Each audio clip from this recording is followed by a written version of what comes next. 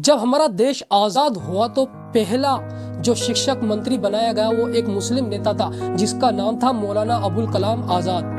जब हिंदुस्तान पाकिस्तान के अंदर बंटवारा हो रहा था तो वो मौलाना अबुल कलाम आज़ाद ही वो शख्सियत थी जिन्होंने दिल्ली की जामा मस्जिद के ऊपर बकरीद के दिन ये बयान दिया था कि ए मुसलमानों तुम इस भारत को छोड़कर कहाँ जा रहे हो। दोस्तों मैं बात कर रहा हूँ मौलाना अबुल कलाम आज़ाद की।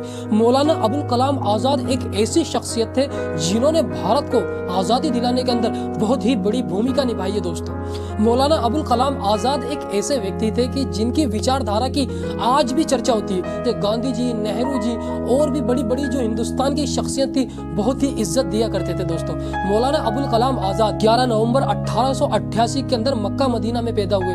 वो एक ऐसी शख्सियत थे मौलाना अबुल कलाम आज़ाद दोस्तों कि जिन्होंने भारत को आज़ादी दिलाने के अंदर एक बहुत ही बड़ी भूमिका निभाई है। आज़ादी दिलाने के अंदर ही नहीं, मुसलमानों को भी बहुत ही आला दर्जे की इज्जत दिलाई है मौलाना अबुल कलाम आज़ाद ने। उनकी जो तालीम हुई है दोस्तों वो मदरसों में हुई है। मौलाना अबुल कलाम आज़ाद 12 साल की उम्र में उन्होंने खुद की एक लाइब्रेरी सेट कर ली थी दोस्तों घर में। एजुकेशन के मामले में भी ऐसे थे मौलाना अबुल कलाम आज़ाद। उनका मकसद सिर्फ एक ही था कि हिंदू मुस्लिम एकता कैसे हो, हिंदू मुस्लिम एकता के ऊपर ही उन्होंने ज्यादा काम किया है। दोस्तों उनका मेन मकसद था कि हिंदुस्तान को आज़ादी दिलाना, इन अंग्रेजों से आज़ादी दिलाना। मुपना था कि हिंदुस्तान में हर बच्चा पढ़ा लिखा हो और इसी के ऊपर उन्होंने काम किया है। दोस्तों बचपन से ही मौलाना अबुल कलाम आज़ाद को खुद भी पढ़ाई का शौक था और वो लोगों को भी प्रेरित करते थे पढ़ने के लिए। इसीलिए मौलाना अबुल कलाम आज़ाद को बहुत ही इज्जत। दोस्तों मौलाना अबुल कलाम आज़ाद ने भारत को आज़ादी दिलाने के अंदर बहुत सारे आंदोलनों के अंदर भाग लिया है। उनको बहुत सारी लैंग्वेजें जानते थे वो, हिंदी, इंग्लिश, उर्दू, अरबी, फारसी, ये सारी लैंग्वेजों में बहुत अच्छी मुहारत हासिल थी मौलाना अबुल कलाम आज़ाद को। जब हिंदुस्तान पाकिस्तान के अंदर बंटवारा हो रहा था तो वो मौलाना अबुल कलाम आज़ाद ही वो शख्सियत थी जिन्होंने दिल्ली की जामा मस्जिद के ऊपर बकरीद के दिन ये बयान दिया था कि ए मुसलमानों तुम इस भारत को छोड़कर कहाँ जा रहे हो, इस हिंदुस्तान को छोड़कर कहाँ जा रहे हो। वो हिंदुस्तान जिसके अंदर तुम्हारे बाप दादा इसके अंदर दफन है, इस वो हिंदुस्तान जो तुम गंगा जमुना नदी के अंदर जो तुम वुजू करते थे वो नदियां तुम्हें बुला रही हैं।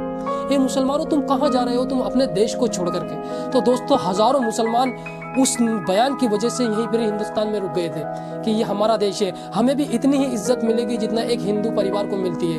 वो मौलाना अबुल कलाम आज़ाद ही थे दोस्तों, एक ऐसी और इतनी अच्छी विचारधारा के व्यक्ति थे कि 22 फरवरी 1958 को उनका दिल्ली में इंतकाल हो गया था दोस्तों, और वो इस दुनिया से रुखसत हो गए थे। वो इस दुनिया से चले तो गए लेकिन वो अपने विचारों को हमारे तक छोड़ गए दोस्तों, जिनको आज भी हम याद करते हैं मौलाना अबुल कलाम। आज हम लोगों को फक्र होता है एक ऐसे मुस्लिम नेता पर, एक ऐसा शासक, एक ऐसा पत्रकार जिसने एक ना उनके जैसा आज तक कोई था, ना कोई है, ना कोई रहेगा, मौलाना अबुल कलाम आज़ाद।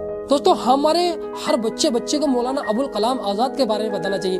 उनकी एजुकेशन, उनकी हाई लेवल की एजुकेशन के बारे में हर मुसलमान को जानना चाहिए। मुसलमान को ही नहीं, हर इंसान को उनके बारे में जानना चाहिए। मौलाना अबुल कलाम आज़ाद थे ही इतने अच्छे।